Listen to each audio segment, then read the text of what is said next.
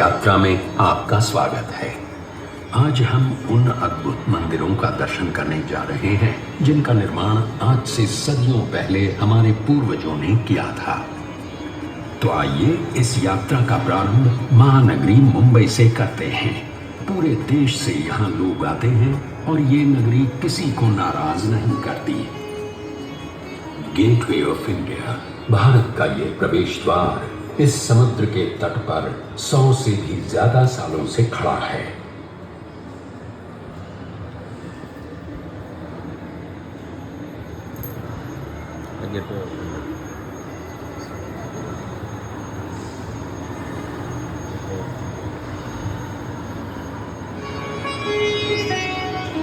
यहाँ के जो प्रमुख मंदिर हैं उनमें से एक है श्री गणेश जी का श्री सिद्धि विनायक मंदिर।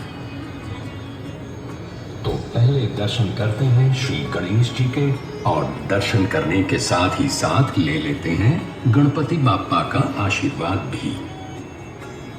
इस मंदिर का निर्माण श्रीमती देवबाई पाटिल ने 16 नवंबर सन 1801 में करवाया था। ये मंदिर और ये देवता यहाँ आने वाले किसी भी श्रद्धालु को निराश नहीं करते और सबकी मनोकामना पूरी करते हैं।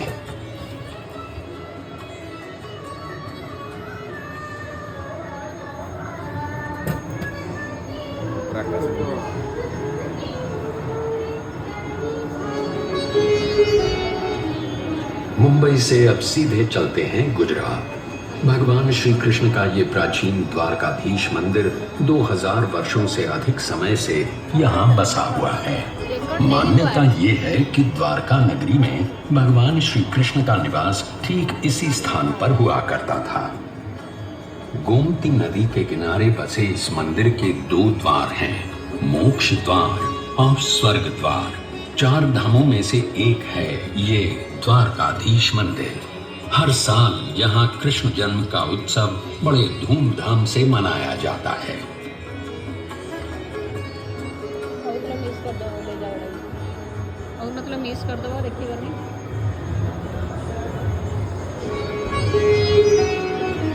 अब हमारी यात्रा नर्मदा के उस पार उत्तर दिशा में होगी। हम वाराणसी नगरी से होते हुए दर्शन करने जाएंगे 4 धामों में से एक और धाम श्री केदारनाथ जी के।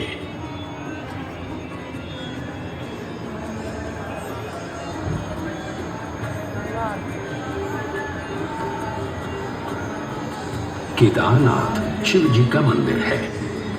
इसे खुद पांडवों ने बसाया था ऐसा माना जाता है। आज का जो मंदिर है उसकी रचना 1200 साल पुरानी है।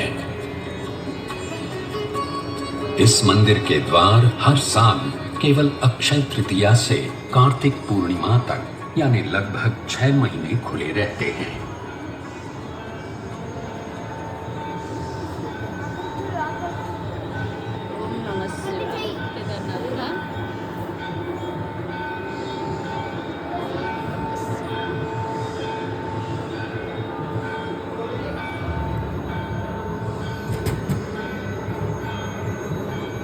केदारनाथ करे असली बद्रीनाथ।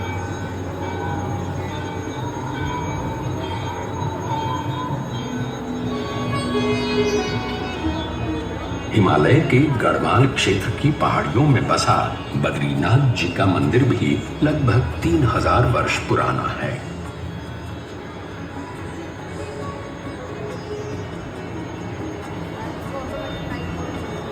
भगवान विष्णु के इस मंदिर का उल्लेख महाभारत, भागवत पुराण, पद्म पुराण इन सभी ग्रंथों में पाया जाता है। तो आइए दर्शन करते हैं श्री बद्रीनाथ जी के।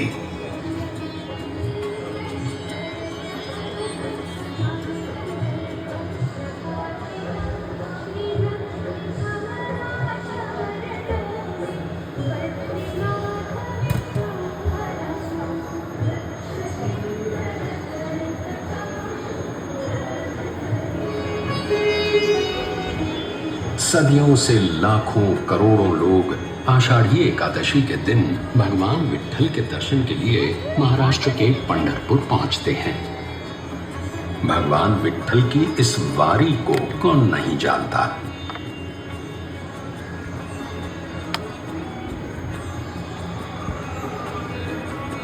800 साल पुराना ये मंदिर भक्त पुंडलिक की भक्ति का प्रमाण भी है और महाराष्ट्र की संत परंपरा का आधार भी।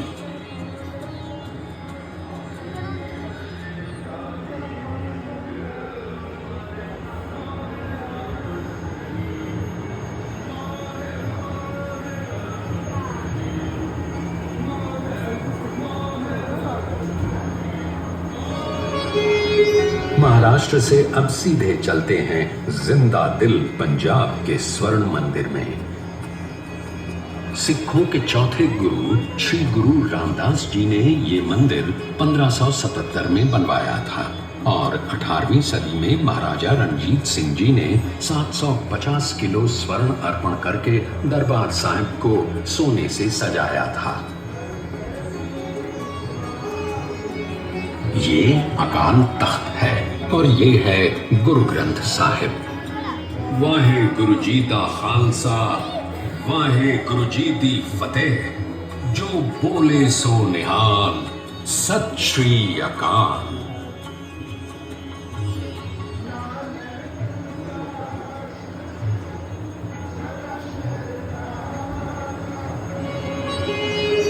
हमारा अगला पड़ाव है पुरी का जगन्नाथ मंदिर, जिसमें बसे हैं साक्षात भगवान श्री कृष्ण यानी जगन्नाथ, बलभद्र यानी बलराम और सुभद्रा। भगवान जगन्नाथ का ये मंदिर सुप्रसिद्ध 4 धामों में से एक है और 4 धाम की यात्रा की शुरुआत भी यहीं से की जाती है। सन 1174 में कलिंग देश के राजा अनंत वर्मा ने इस मंदिर का निर्माण करवाया था और तब से भगवान जगन्नाथ की रथ यात्रा पूरे विश्व में विख्यात है।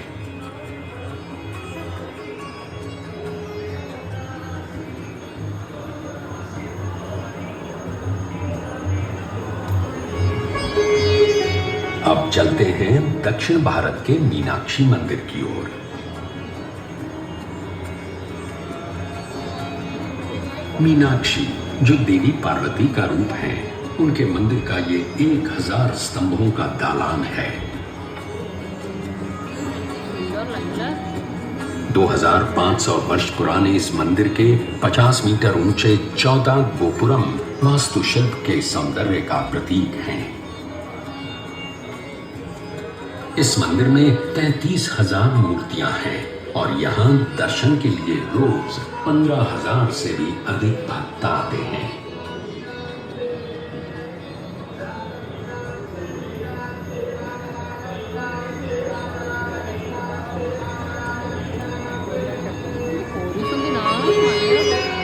आंध्र प्रदेश के चित्तूर की ये पहाड़ियां हमें पहुंचाएंगी भारत के सबसे प्रसिद्ध मंदिर तिरुपति बालाजी के दर्शन के लिए। 1700 साल पुराना ये मंदिर हमारे प्राचीनतम मंदिरों में से एक है। इस मंदिर में संस्कृत, तेलुगु, तमिल और कन्नड़ भाषाओं में इतिहास बताने वाले 640 शिलालेख हैं और 70,000 से भी अधिक भक्त यहाँ प्रतिदिन श्री बालाजी का दर्शन करने आते हैं। तो आइए हम भी श्री बालाजी के दर्शन करके उनका आशीर्वाद प्राप्त करते हैं।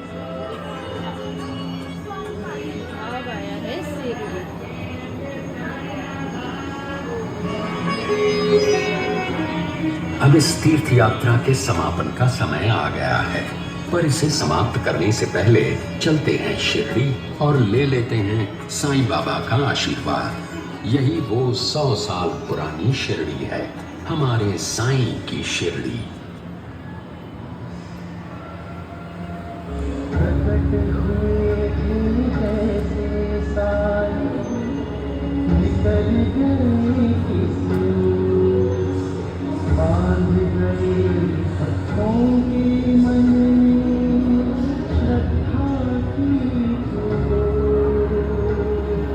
तो अब अनुमति दें, साईं बाबा के आशीर्वाद के साथ इस तीर्थ यात्रा का समापन करते हैं।